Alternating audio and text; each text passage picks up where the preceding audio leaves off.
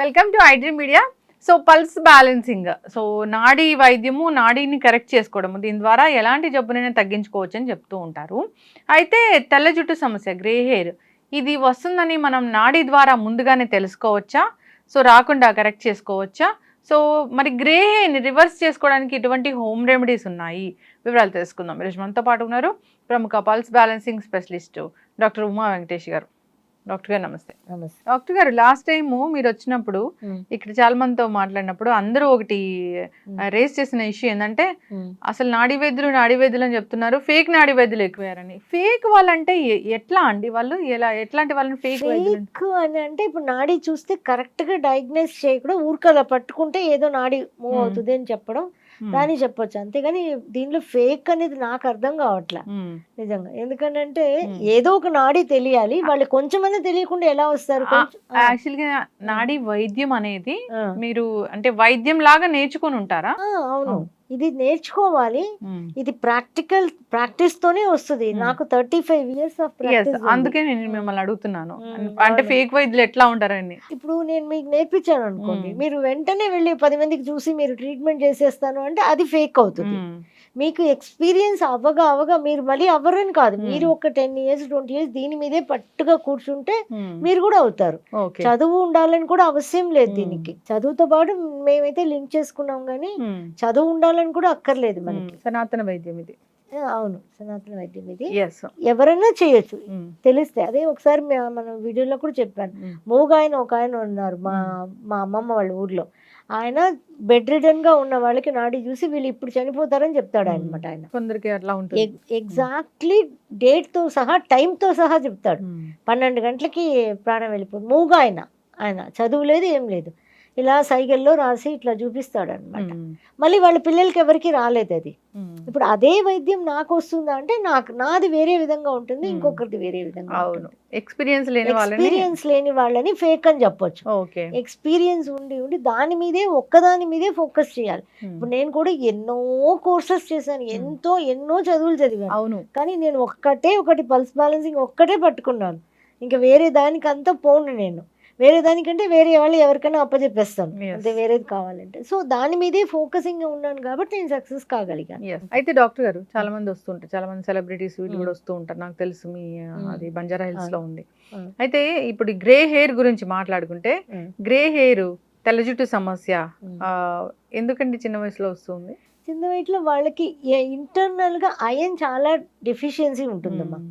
Iron deficiency, vitamins, minerals డెఫిషియన్సీలో వస్తుంది. మనం ఏంటంటే హెయిర్ అని హెయిర్కి ఏదైనా పూసుకోవడానికి ట్రై చేస్తూ ఉంటాం.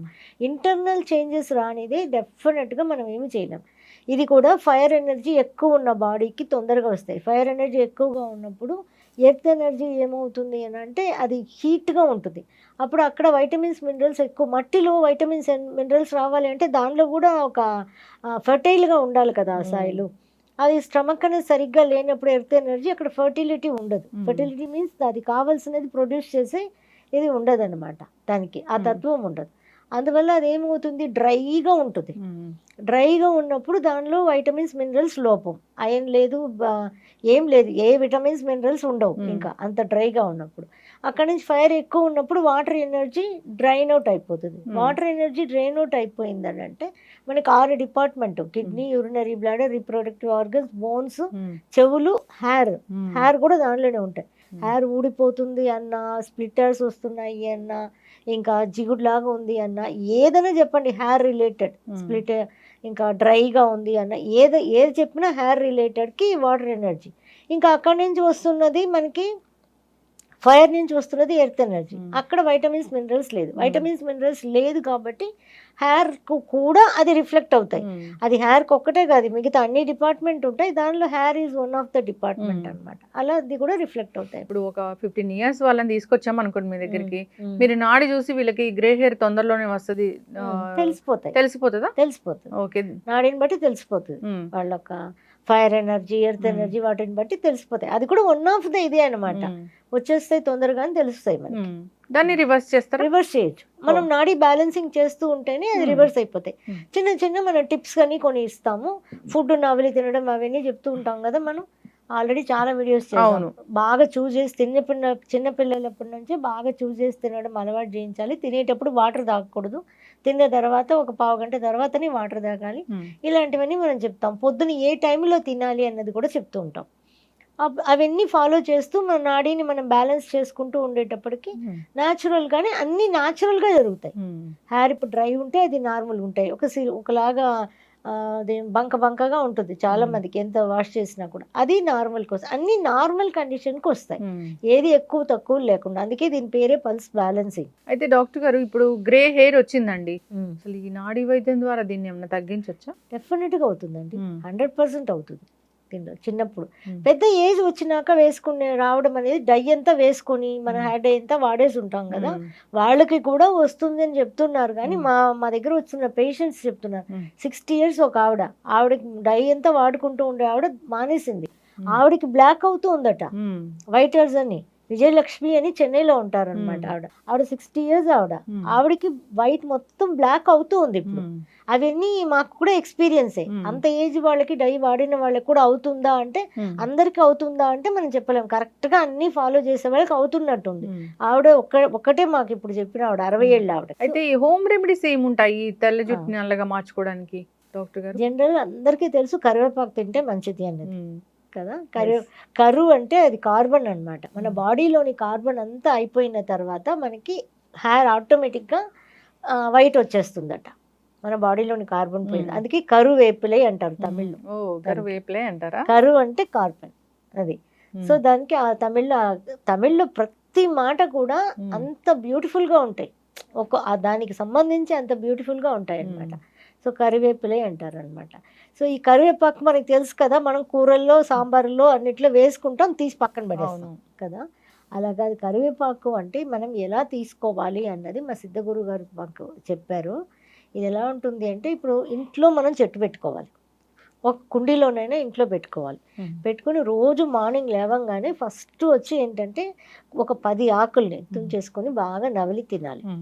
కరివేపాకు తినడం ఫస్ట్ చేయాలి. తర్వాత ఏం చేయాలంటే ఒక చిన్న చెట్టుని ఒక కుండీలో మనం పెంచుకోవాలి, ఎంత పెద్దది అయింది అనుకోండి. ఎందుకనంటే మనం కరివేపాకు ఆకు మాత్రమే తింటున్నాం, మనకు కావాల్సింది ఏంటంటే రూట్స్తో సహా కావాలి ఒక చెట్టు. సో ఎంత పెద్ద చెట్టు అయినాక దాంతో రోజు మనం మాట్లాడాలి.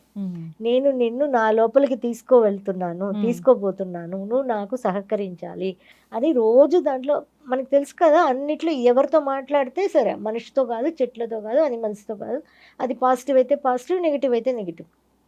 అన్నీ మనం అనుకునేవన్నీ కూడా పాజిటివ్గా ఆ కరివేపాకు చెట్టుతో రోజు మాట్లాడాలి, కొద్దిగా నీళ్ళు పోసి.